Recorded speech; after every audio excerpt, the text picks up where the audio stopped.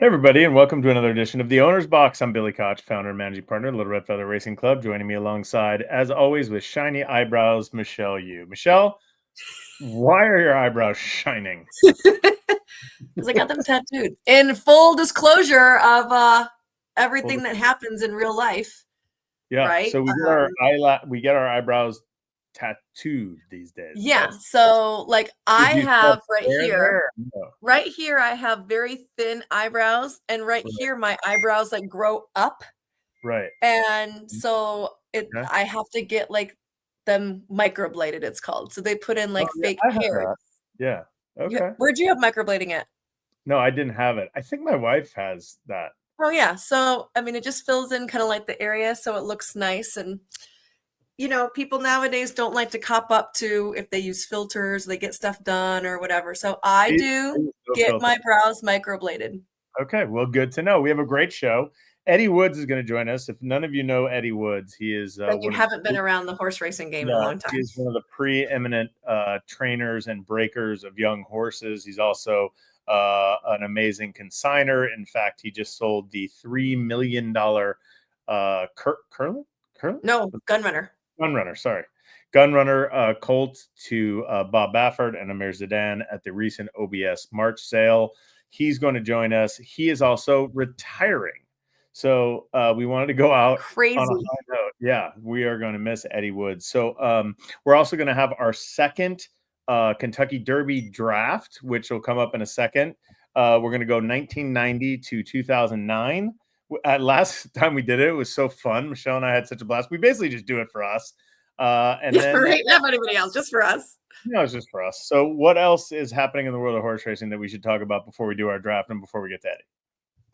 So obviously the OBS sales just happened, Yeah, and we were there. It was fun. it was fun. It was Was it fun? disappointing in some aspects. I got outbid a multitude of times. How many horses were on your list and how many times you get outbid? So that we actually legitimately were bidding and got Yeah. outbid, I think 4. Oh, that's not bad. Um, yeah. And one of them was that Charlatan filly, and I went to like 150 on her, and I really liked Ooh, her, but she was small, and Liz Crow spent like 225 on her. So she ended up going like way more than I was thinking of yeah. Right. going for her. Right. But we were underbidder on like a nice Bo Liam colt with Bill Simon, and what else? We were underbidder on Aaron Wellman got me right at the gun Mm, with a practical joke filly who was really nice. And okay. then we were in on an Independence Hall, Louisiana bred Independence Hall. Mm. And I think Sarge ended up buying that one. And we Oh, there you were at like 50. And I think he got her for like 65, go. Okay. So what'd you come something home like with? that. We came home with twirling candy I got from Tom McCrocklin that didn't go through the ring. She ended up chipping in the work, and they were. I went up and asked him. I'm like, "Hey, where's 115?" And he's like, "Oh, she's out. She had a chip, so they're gonna take it out." I'm like, "Oh, well, ask the guy if he wants to sell her." And I didn't hear from him. So the next day I went back. I'm like, "Did you ask about 115 again?" And he was like, "Oh, let me call right now." And so the guy was willing to sell her, so we bought her. I really liked her, so I was happy That's with amazing. her. And And you then we probably bought. got a big discount. You don't have to talk about it. I mean, you can look online, but yeah, I mean, you if you see a horse and it has a chip, I mean, for someone like me who has to resell the horse, it's very difficult to Mhm, explain to someone that, hey, we're going to take a chip out of an ankle or whatever it is. For yeah. someone like you who's an end user, true end user, and you have your clients, you just say, hey, look, this might have been a $200,000 filly, but we're getting her for X because we're going to do a little surgery, take out a little chip, and it's not going to be a big deal. So Well, I think even that's even great. better, I bought her for me. So I Yeah. bought her, and like I'm not even yeah, if she gets the track and I think she might be something good, and there's some people that want to partner, a partner or Right. two, I'm happy to do it. If not, I'm just gonna keep her for myself because I liked her. Can we call her Uh, shiny eyebrows? no, I named her Pantages. Ah, like the theater. Yep. And then we bought a Bo Liam filly from Hal. Okay. Hal, I can't remember his last name. You Hal don't have to. something. Nice Okay. filly. Right. And then we got a War of Will filly in partnership with California Racing. Great. What did you buy? What did you buy? We bought a collected filly, who we Did you love. name her yet? Yeah, peanut butter bomb, BOMBE. It's the dessert. Oh, wait, what happened to Sugar? Sugar Sugar Ball. no. Sugar Well, Balls. we got the our good friends, the Strauss brothers, are involved Mhm. with her, and so we wanted to name her after a dessert at the Pamplemousse. So we named her Peanut Butter Bomb, which is Okay, I really have to say though, I like the name for her because she's like that. She's a peanut butter that color. color. Yeah, yeah. Yeah. And then we bought a really nice McKinsey filly. You know, we have a filly that I think you're going to hear about this year named Mancuso, and we bought Yes. her as a yearling 2 years ago. We bought a McKinsey filly that we really like, and her name is Kintrigue, like intrigue with a K, like kin, like Okay. so. They're both with Phil D'Amato. They're already at Los Al, and we're ready to go. I know Mancuso from last year. We made bracelets with her name on them. She worked yesterday, Michelle. I have chills right now. Like she is, I think, the real deal. We're gonna hear a lot. Really? Yeah. And you've got GFP coming back. Yeah, it's exciting. Finally, I feel like we've been so quiet. Gold Phoenix going to run this Saturday in the San Luis Rey at Santa Anita, and Mhm. then we'll see what happens. But I yeah, exciting to have him back.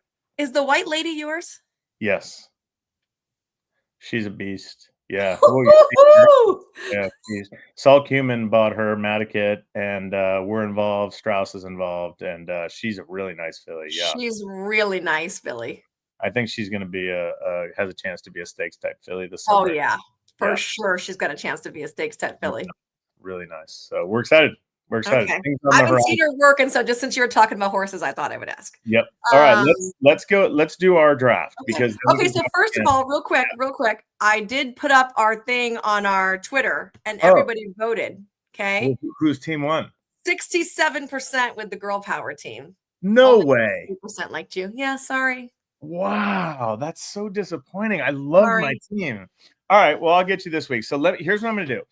Here are Okay. the rules. Okay, we're going to have the draft. I'm going to go first this time because Michelle went first last time. Mhm. There are 5 categories from all derbies between 1990 and 2009. Hall of Fame, 3-year-old champion, the long shot, the best horse not to win, and then your wild card pick. Okay. So there's a lot of strategy here. I go first, then Michelle gets 2. I'm going to read just so everybody has it when they're watching. Here are the horses that we're choosing from. I'm going to read them.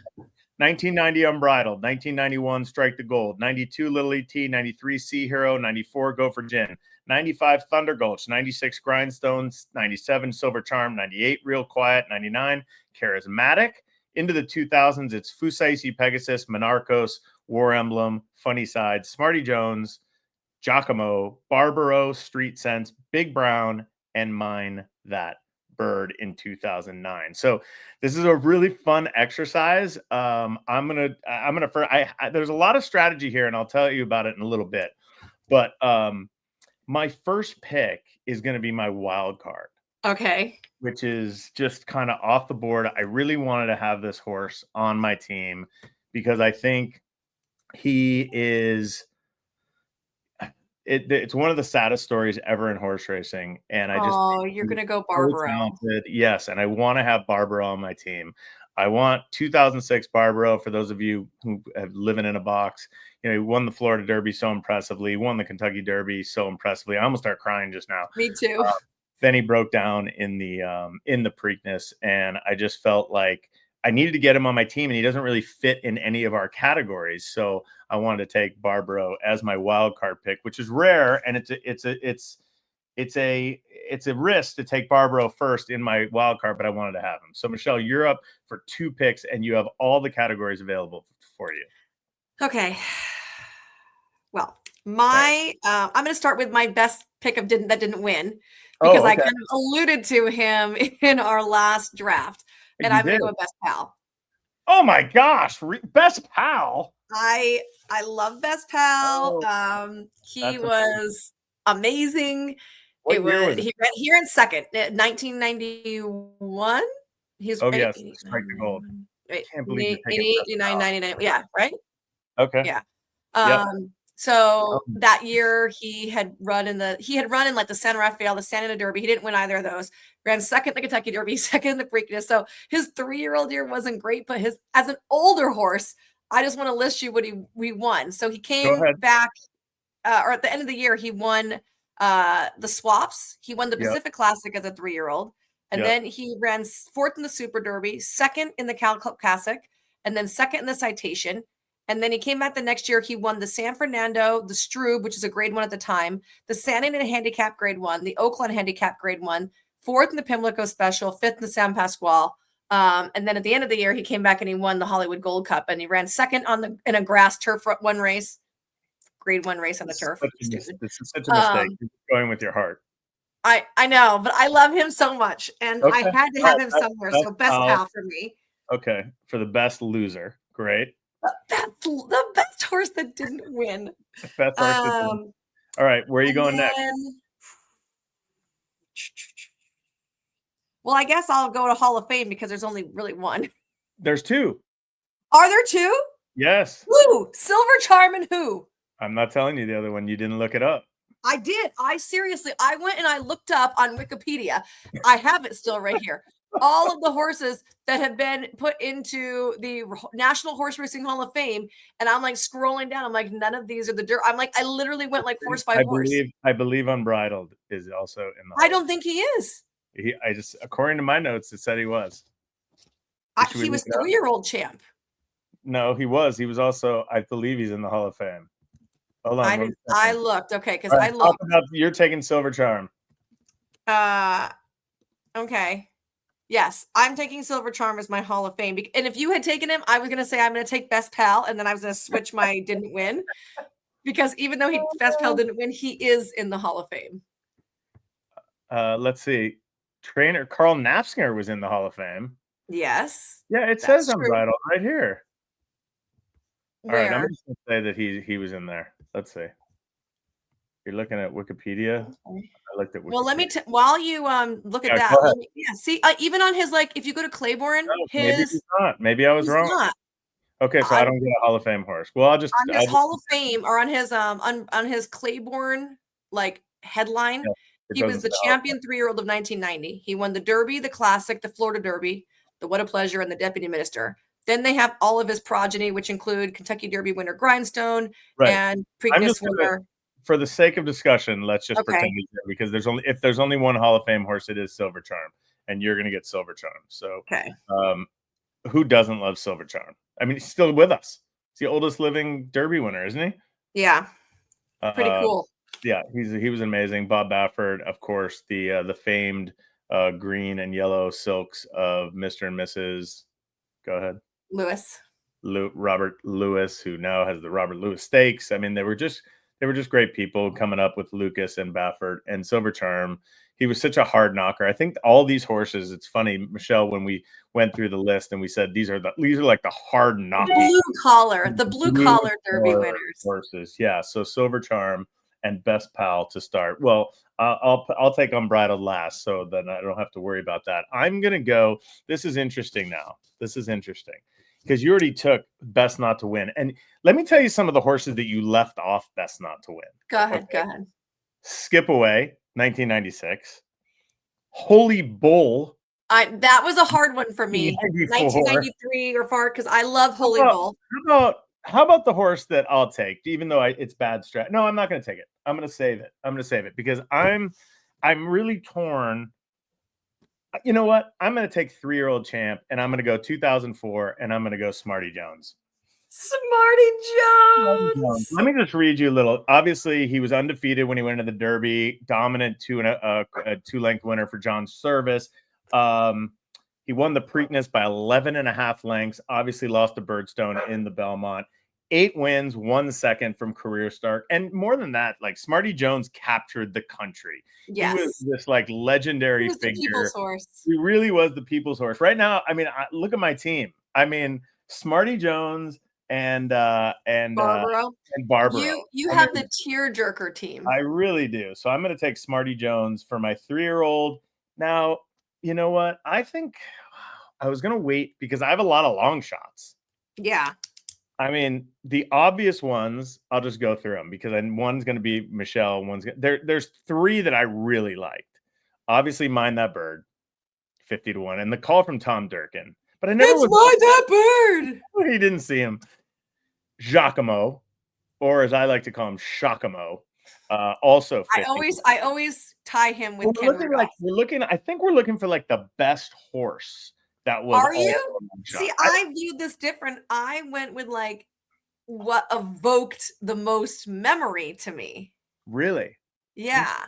interesting. I'm trying to find the best horse for that category.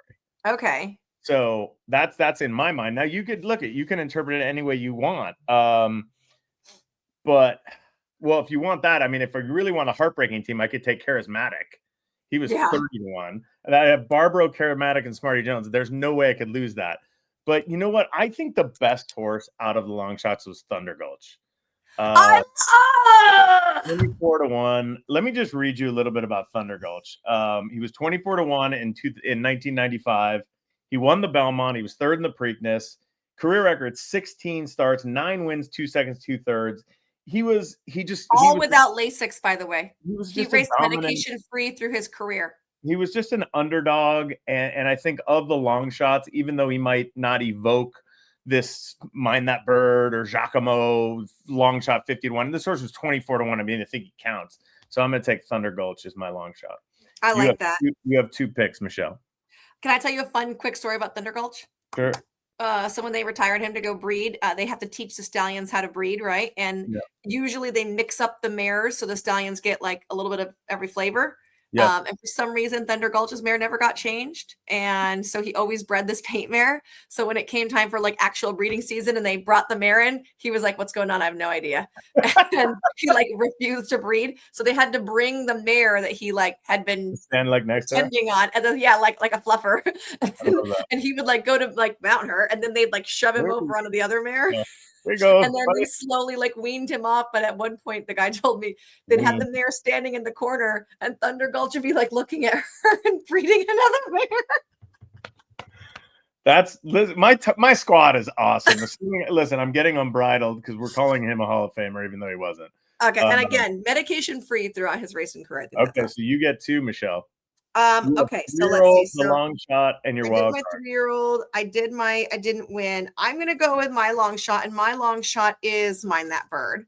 Okay. Like you mentioned, the missed call that had to be put over. And I think that was the craziest thing. And talking about it like being emotional or what evokes something in you. I was working and I was walking the backside and I was looking for Derby horses and I came across this barn and there's a cowboy there.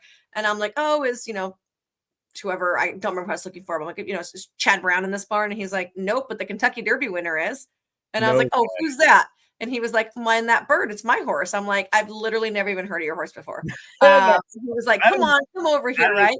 That is pick. That is right. Pick. So Chip Woolley brought me over and I held this horse for a bath and I'm like, this little like rope horse is not going to win the Kentucky Derby.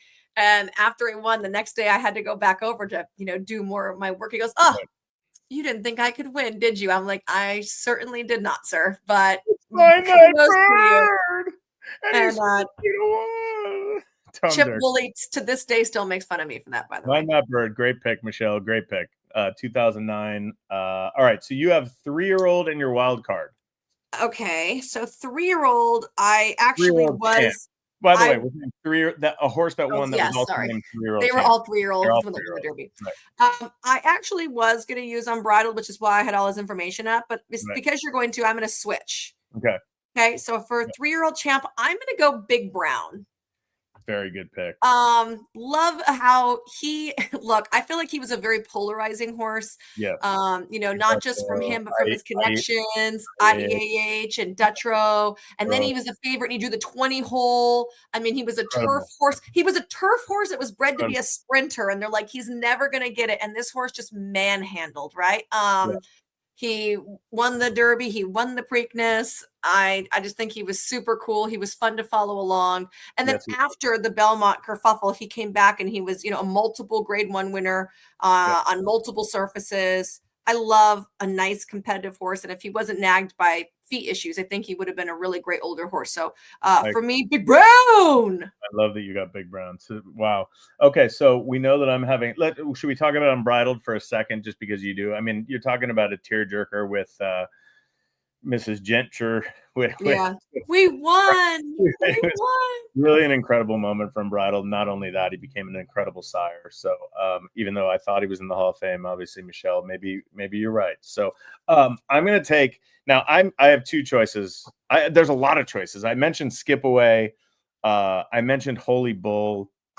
I love Holy Bull. I mentioned a Fleet Alex. But the horse that I'm taking for the best horse that lost the Derby is Curlin. Oh, yeah. Now, if we are strictly going off good horses to lose, that's a good one right there. 2007, he ran third to Street Sense, and that class Mm-hmm. was amazing. And everybody knows Curlin. He ended up winning the Preakness. He won the Breeders' Cup Classic. That was Street Sense, Curlin, Hard Spun, Rags to Riches. That was a fantastic vintage. It was an amazing class. He was a 2-time Horse of the Year. Has become an unbelievable sire. Iconic sire. Really, look at the sire power from that crop also. Again, Street Sense, Hard Spun, Curlin, all excellent sires. It's incredible. And I was there when he won the Breeders' Cup Classic, and I probably told the story on the air before. I was standing next to my sister. Emily was there. And we went down to the paddock to look at the horse. It had been pouring rain all day, sideways, rain coming up and hitting you in the face. And all of a sudden, the sky cleared, like kind of before the race for a minute. It still looks dark on the video, but it cleared when we went in the paddock. And I saw Curlin walk by, and I said, Emily, I go steal money from people to bet on this horse. Like, there's no, I didn't even have to look at anything else except him. He was incredible. And also in there, Hard Spun was in there, Street Sense, any given Saturday. I remember the race like it was yesterday, and he was so awesome. So Curlin as my best horse to lose the Kentucky Derby between 1990 and 2009. So you have one more pick. You have your wild card. So for my wild card, I'm actually going to go to my very first in-person Kentucky Derby. Okay. Wait. It was. What? Oh yeah. Okay. I was going to guess, but guess. Well, how old? Wait, you're young. So you were born in, let's see, 82. You were born in 82. So you probably went to, I'm going to say you were Funny Side? Funny Side. No way! Yep, it was on my 21st birthday. No way! Funny Side, the gutsy gelding. Yep, and we had weaseled our way into a box, and this is no joke. We were in the box, and like we were trying to they're like, excuse you, like move, and I like stepped into this box. I'm like, hi, and this guy's talking to me, and he's like, oh, who do you like? And I don't remember how that. He's like, oh, we have a horse, Funny Side, and I'm like, oh, okay, well, great. And then he won, and so they all like jumped up and they like all ran down the winner's circle. I'm like, that is so random. Of like all the places we stood, yeah. So that was really cool. Barkley Tag. Funny Side, who defeated Empire Maker that day, and I don't think he would have ever defeated Empire Maker on any other day in the history of horse racing. Empire Maker would have been a good best horse. Horse that didn't win, yeah. And Empire Maker came back to win the Belmont. I think Funny Side, did Funny Side win the Preakness? I don't remember. I don't know. There was another. We have to look. Well, we'll look it up. Anyway, all right. Let's go through the teams while Michelle looks it up. All right, Michelle's team: Hall of Famer Silver Charm, 3-year-old champ Big Brown, long shot Mind That Bird, her best horse not to win the Derby, Best Pal, and the wild card, the gutsy gelding, Funny Side. He did also win the Preakness. He did win the Preakness. BK, Hall of Famer, Unbridled, even though he's not in. 3-year-old champion Smarty Jones, the long shot Thunder Gulch, the best horse not to win Curlin, and the wild card Barbaro. So your team is very strong. Stacked. I mean, if this team doesn't win this really strong. If this team doesn't win this time, it's going to be rough. I'm going to have a hard time with it. But it's really fun. Isn't it fun, like doing it and like looking back and like getting all the information? And you should ask Eddie. We'll just give him the teams, not telling whose they are, and see which team he likes better. Okay. All right. Okay, when he comes on. Let's do that when we have Eddie come on. All right. We'll wait for Eddie and we'll be right back. Right back with one of my personal favorite people in the entire industry. His name is Eddie Woods. He is joining us now. Look at this guy. There he is. My guy. Eddie. First of all, welcome to the show. What is this room? This is a beautiful room. This is my office. Wow. we've already announced that you're retiring. Will the office be done too, or are you keeping some of the No, just the office in my home. Is it going to change from horse pictures to like golf or something else? Have you picked up a hobby yet? Wild women. Other than that, we'd probably go fishing. You're gonna do a lot of fishing. Well, we know you. Listen, you first of all, congratulations, and we want to talk a little bit about what just happened at OBS March. You sold the sales topper, this gun runner colt. I assume you picked him out during the yearling sale, and it was part of your pinhook group. Is that correct? That'd be it. John Moynihan picked him out for Richard Rigney. Oh, there you go. Yeah. Do you know when you get a horse out of a yearling sale, can you tell right away that, oh, this horse has a chance to be special, or how long does it take into the process? It takes a while. You know, I looked at this horse at the yearling sale and I said he's tiny, and he was, and that's why he only cost what he cost as a yearling. He comes to the farm, he's a beautiful mover, and he gradually grows all winter. And you know, the first time we worked him was oh, okay, he'll do. And and you know, so you know, then they have to come through the whole process with you. Whereas it's way easier to know you're screwed. And you know, when the first time you work him, you go, well, he'll be better the next time, and he's not. And you know, so and you know, and that horse, you know, he's a different horse. Like all the nice horses, he had very few works really at the end of the day. He's just naturally talented. Mm-hmm. And he's going to obviously one of your guys, Bob Baffert, who Right. you've worked with for many, many years. In fact, I know Indeed. you have a lot of the Avenger horses that you've broken. Is there a specific horse that surprised you in let's say in the last few years, or even take us back to when you first started, a horse that you came out that you said this horse is just okay, turned into like some grade 1 winner, a Derby winner, or something like that? The horse that I really screwed up on was Haydensfield. Really? Yeah. I thought he couldn't stay sound. We sold him for 22,000. I think it was 22,000 in Keeneland at the 2-year-old sale. Elliot wasn't amused at the end of the day. And the other horse we kept, which I thought was the next coming, I think he was the Giants Causeway. Big, beautiful horse, went to Belmont. I think he broke his maiden for 25. And that was all on the same day. So, that's amazing. You know, so Haydensfield would be my mortal sin, I think. And there's a couple of little fillies out there, like I keep saying it all the time. The little brown filly, she'll haunt you. Because they just jump up and do stuff that you didn't think they'd do. The most memorable one would be, and she was a tying up machine, was Delta Princess. Oh, yeah. And I remember, you know, she see a bridle and she'd tie up. And without medication. I remember one day, way back when, John Nayrud would come into the barn with a couple of horses for him. And she comes down the barn and she's tied up in a knot. And she looks and she says, son, you're going to do this man a favor and tell him to get rid of this bitch. I said, oh, I don't know if I'm doing that. Mr. Khaled will not be that amused. And so she went on to do what she did. She won a bunch of graded stakes. She's earned 800,000-900,000. She's the dam of that great filly, whom I can't think what her name is. We can look it up. Bessie Lou owned. Royal Delta. Yeah, Royal Delta. Thank you. Yeah. Right, and she was one that just, you know, went, holy shit, where'd she come from? So you know, I was telling Billy Mott the story. I said, you know, about Mr. Naylor telling me to get rid of her, tell the owner to get rid of her. He says, you know, Ed, he says, that's not the last time she tied up.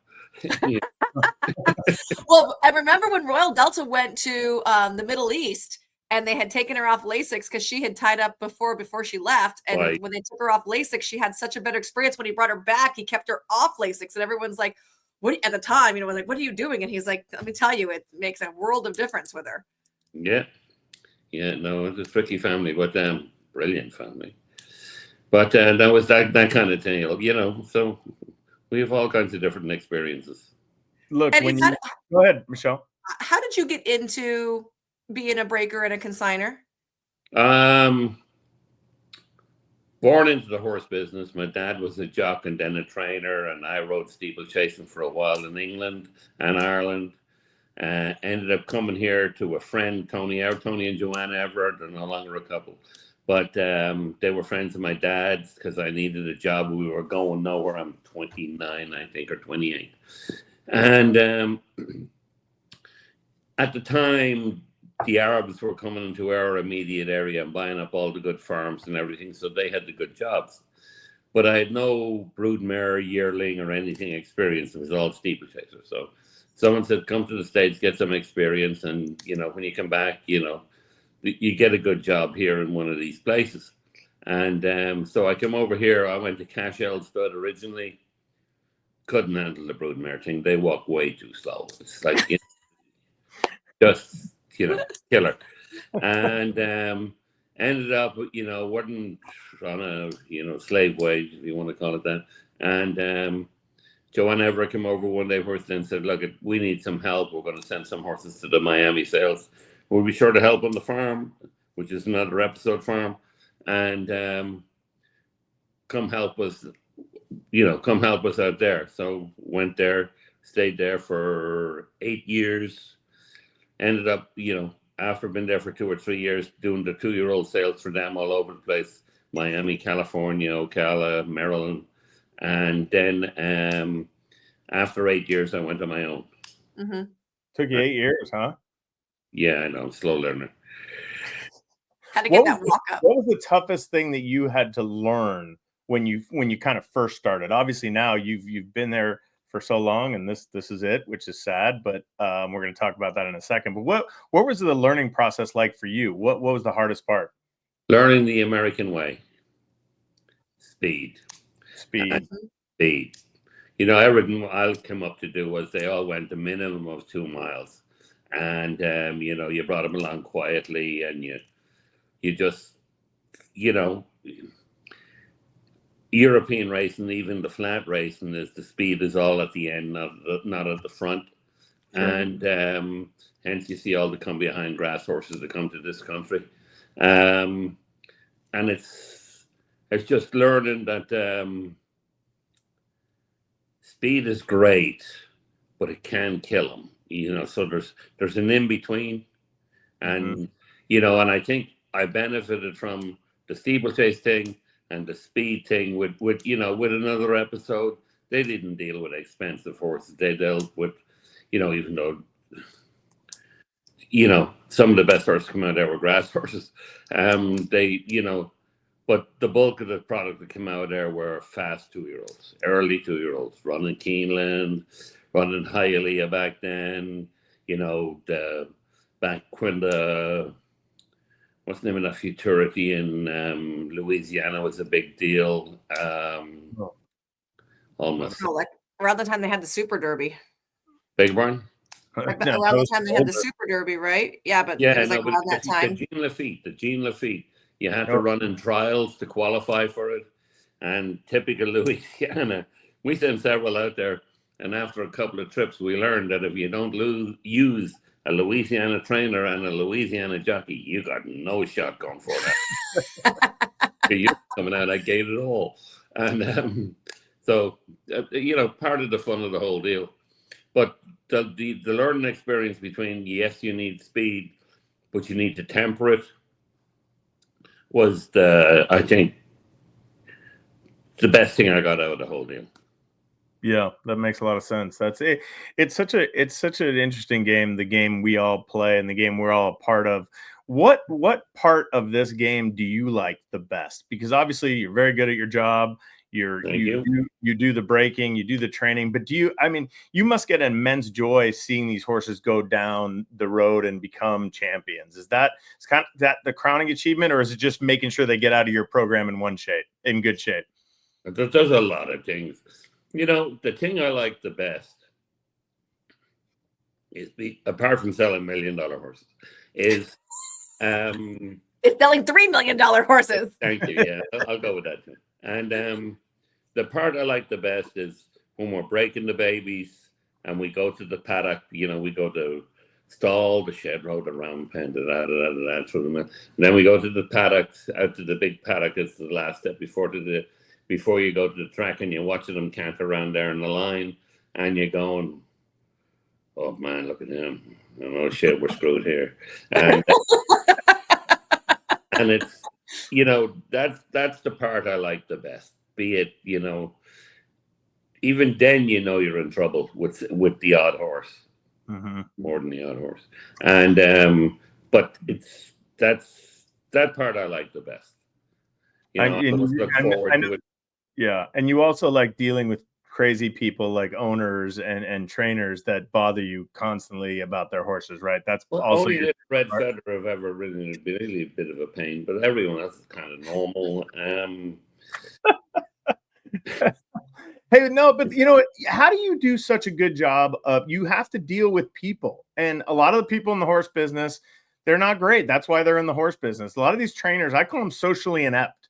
They just don't know really how to communicate, but you do a really good job. You're able to say to someone straight to their face, look, this horse is no good, or this horse I think has a chance. Was that something you picked up, or was that just always your personality?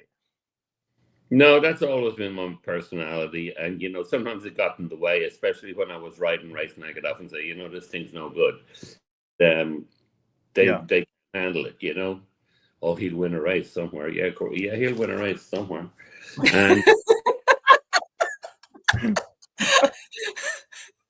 but you know, at the end of the day, honesty is the best thing, or your honest opinion is the best thing, because everything can't be a champion all the time. And then you go, oh, well, shit, he was great when we had him. I don't know what happened there.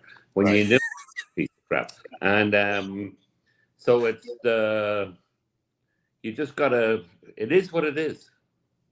Yeah. And, you know, I'm wrong some of the time. Ask Elliot Walden.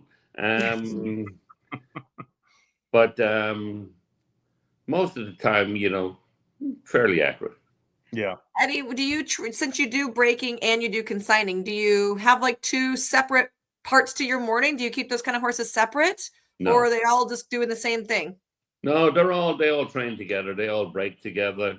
And, you know, when we're starting to do the little works with the babies going to the 2-year-old sales, we'll start doing that probably in early January. It'll be their first works, like the first week of January.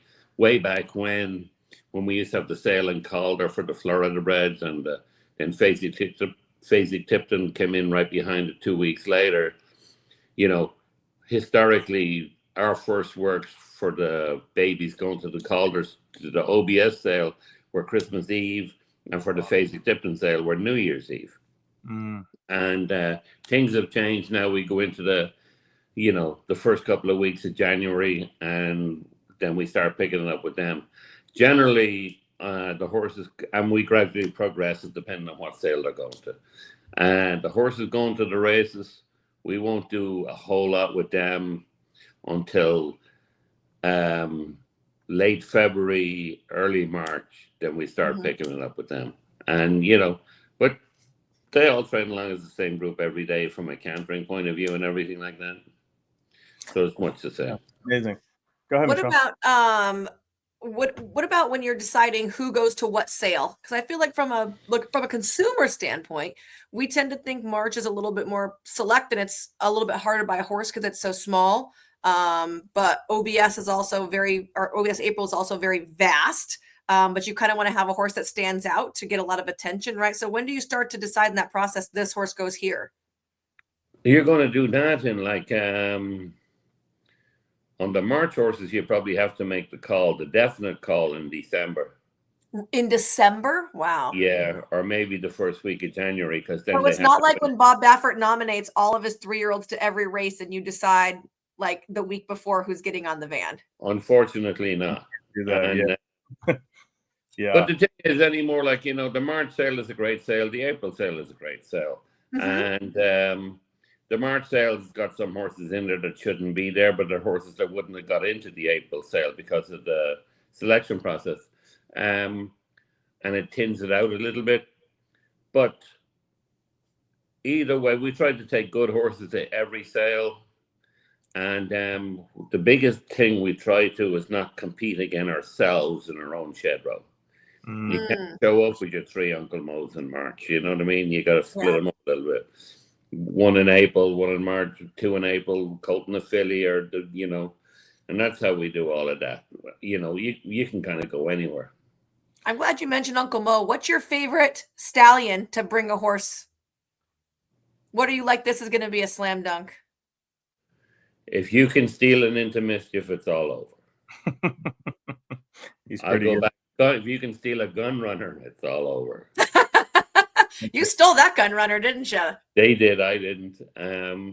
But he's a unique gun runner, as in the fact that he has got more speed than most gun runners. They're not no, but he's out of a Leams map mare. And he was grey, so he lent very much to the Leams map on bridle sign line, and but he had the mindset of a gun runner, very laid back, very quiet.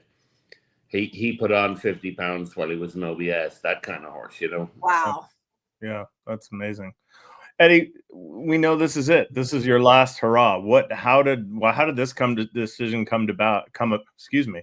I almost got teary-eyed. Come about. Like what you why? Want no, I'm good. Why step away now? The time is right. I'm going to be 67 next month. I want to do a lot of stuff that we couldn't do or couldn't afford to do when we were kids growing up, like travel to a lot of nice places and what have you. There's a lot of people in our industry, without naming names, if they'd have gone out on top, they'd still be in good shape now, but they're now broke because they tried to support themselves as they went downhill. And, and I'm not about to do that. I even see it at the moment here, like our younger consigners are coming along, or guys that, when you get into the mid-60s, most consigners are younger than you.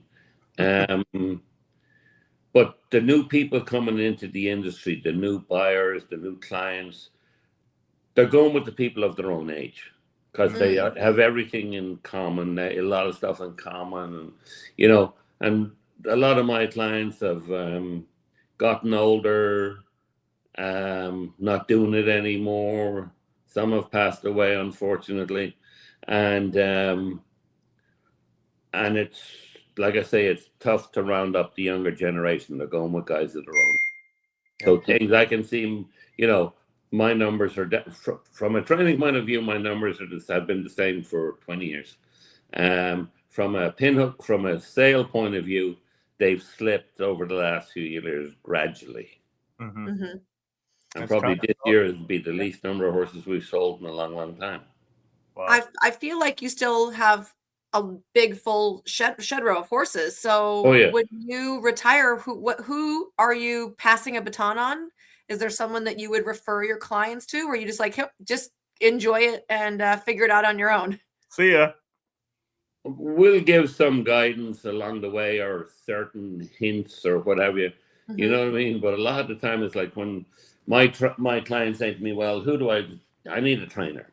Yeah. Who do I send this horse to? And I go, you need to pick your own trainer. Because we've had instances where I felt with both the owner and the trainer over nominating a trainer, then it didn't work out. They didn't get on, and everyone falls out.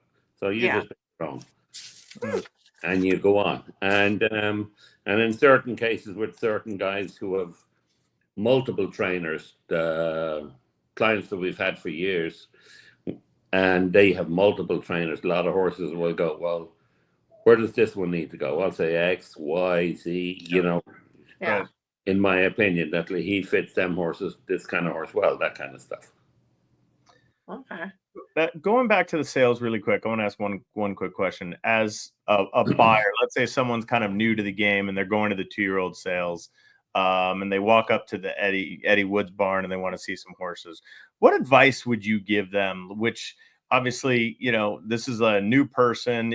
We have a tough barrier of entry in our sport, and it can be really intimidating. What kind of advice would you give that person coming into the sales grounds for the first time?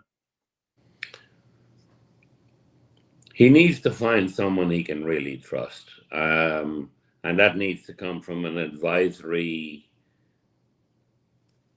position of a friend or an ally or something like that. Because it's like me going down to Sotheby's to buy fine art. If I don't have someone that's going to point the way, I'm going to get screwed. You know what I mean? It's just, you just need someone that knows the way. And they're out there, and there's always someone to point you in the right direction. But when you go in on your own, you probably got no shot. You know what I mean? Or you just need to get really, really lucky. Right. That makes a lot of sense. All right, Eddie, before we let you go, Michelle and I had a Kentucky Derby draft today. We do this. This is our second one. We did the Kentucky Derby races from 1990 to 2009. 2009. So 20 years of derbies. I'm not going to tell you which team is which, whether it's mine or Michelle's, but we have 5 categories. We have a Hall of Fame, the top 3-year-old champion, a long shot.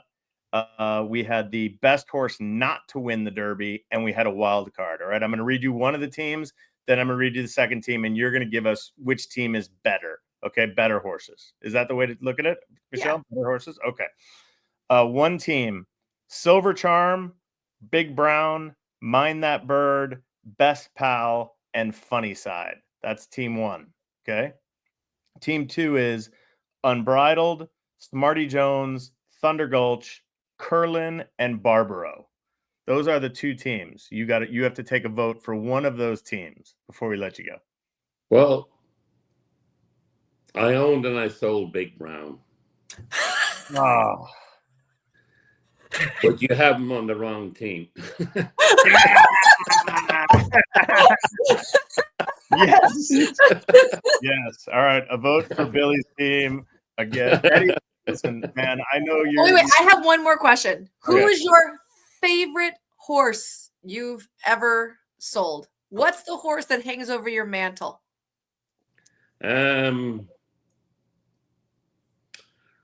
My Derby horse is a big horse, Big Brown. And he's my favorite horse. Was the first horse we ever had that won an Eclipse Award. And that was Left Bank. Left Bank, yeah. He was very cool. And he was the first real good horse we ever had. He was gorgeous. He was common. He was a hard ass. And but he was brilliant. Yeah. And he won a Whitney.